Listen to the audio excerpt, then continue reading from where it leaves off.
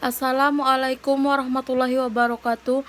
Perkenalkan, nama saya Dewi Sartika dengan NIM 18043085, jurusan Akuntansi, Fakultas Ekonomi Universitas Negeri Padang. Baiklah, pada kesempatan kali ini saya akan membuat sebuah video webinar presentation untuk memenuhi mata kuliah Sistem Informasi Manajemen. Untuk pertanyaan pertama dari karangan buku Kelly. Pertanyaannya, mengapa penting bagi semua manajer bisnis untuk memahami masalah akuisisi sumber daya IT? Jawabannya, karena saat ini akuisisi lebih dari sekedar membangun sistem baru perusahaan, dan sumber daya IT melibatkan lebih dari sekedar perangkat lunak dan perangkat keras. Semua perusahaan memiliki sumber daya yang terbatas, sehingga mereka harus membenarkan investasi sumber daya, termasuk IT yang melibatkan perhitungan biaya, menilai manfaat, serta membandingkan keduanya. Untuk pertanyaan yang selanjutnya, untuk pertanyaan selanjutnya dari karangan buku Balzan. Pertanyaannya, peran apa yang dimainkan manajemen proyek dalam upaya pembangunan sistem? Jawabannya, peran manajemen proyek adalah menerapkan pengetahuan, keterampilan, alat, dan teknik untuk kegiatan proyek untuk memenuhi persyaratan proyek. Manajemen proyek merupakan individu yang ahli dalam perencanaan dan manajemen proyek, mendefinisikan dan mengembangkan rencana proyek, dan melacak rencana untuk memastikan bahwa proyek selesai tepat waktu dan sesuai anggaran. Upaya manajemen proyek untuk pengembangan sistem yaitu menjadwalkan secara rutin sumber daya, membangunkan proyek yang berlebihan, merusak profitabilitas dengan berinvestasi dalam upaya non-strategis yang tidak berkontribusi pada laba organisasi. Untuk yang pertanyaan yang kedua, fase manakah dalam siklus hidup pengembangan sistem yang paling penting? Jawabannya, fase perencanaan adalah fase pertama dalam proses pengembangan sistem. Ini mengidentifikasi apakah ada kebutuhan akan sistem baru untuk mencapai tujuan strategis bisnis. Ini adalah rencana awal untuk inisiatif bisnis perusahaan untuk memperoleh sumber daya, untuk membangun infrastruktur, untuk meningkatkan layanan. Perusahaan mungkin mencoba untuk memenuhi atau melampaui ekspektasi untuk karyawan, pelanggan, dan pemangku kepentingan.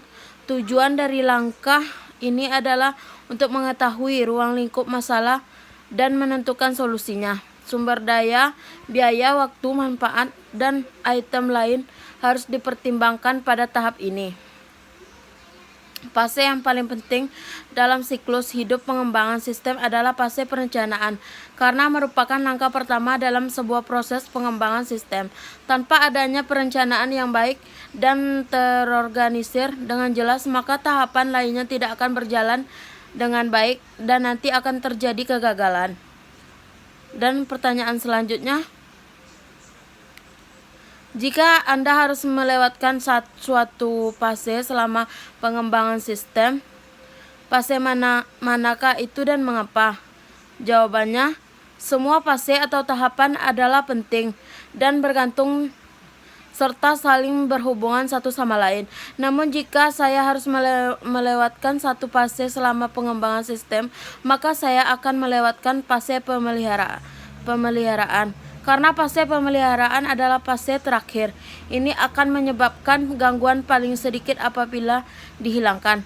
Pada fase pemeliharaan ini juga hanya mengupgrade sistem akhir dan membuat perubahan kecil, dan jika dipaksakan dapat dilewati. Tentunya jika melewati fase ini akan menghemat waktu juga.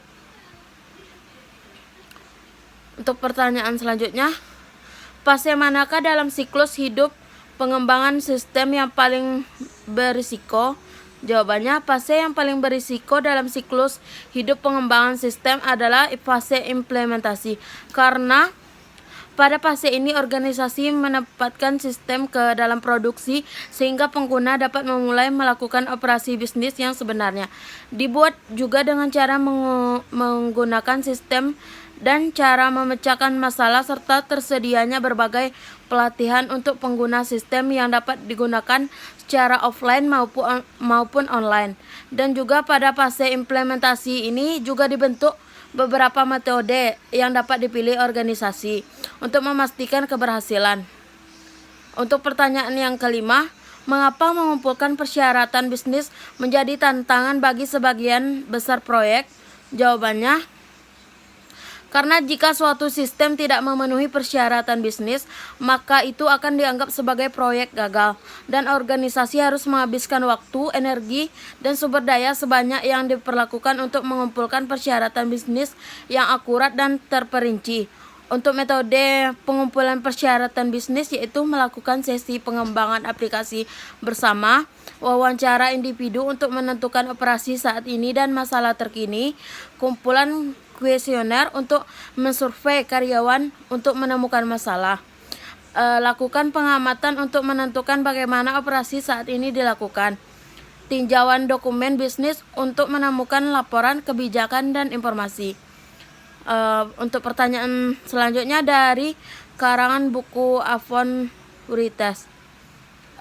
Pertanyaan pertama, apakah kegagalan Apon adalah kesalahan Apon, SAP, IBM, atau ketiganya? Jelaskan jawabanmu. Jawabannya, kegagalan sistem Apon adalah kesalahan Apon, SAP, dan IBM.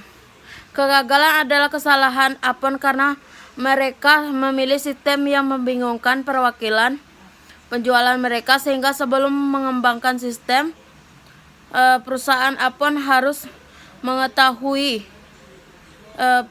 apakah perwakilan penjualan dapat memahami sistem baru atau tidak. Mereka tidak memberikan pelatihan apapun kepada perwakilan penjualan tentang cara menggunakan sistem baru.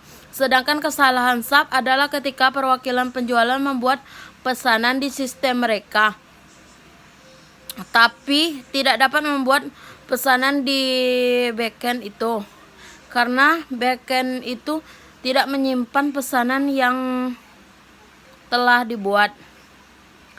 Serta kesalahan dalam IBM adalah antarmuka pengguna yang mereka sediakan membingungkan, sehingga menyulitkan perwakilan penjualan untuk menggunakan sistem yang terkadang tidak dapat mereka masuki ke sistem tersebut. Untuk pertanyaan selanjutnya,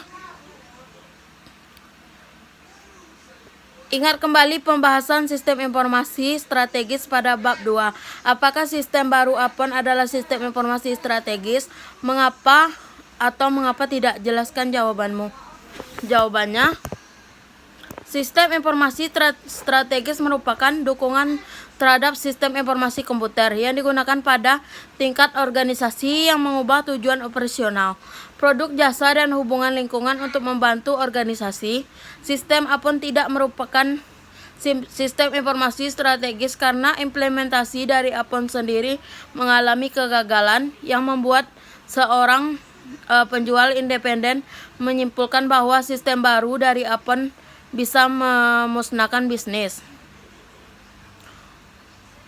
Baiklah, itu saja yang dapat saya sampaikan. Apabila ada kata-kata yang salah, mohon dimaafkan. Wassalamualaikum warahmatullahi wabarakatuh.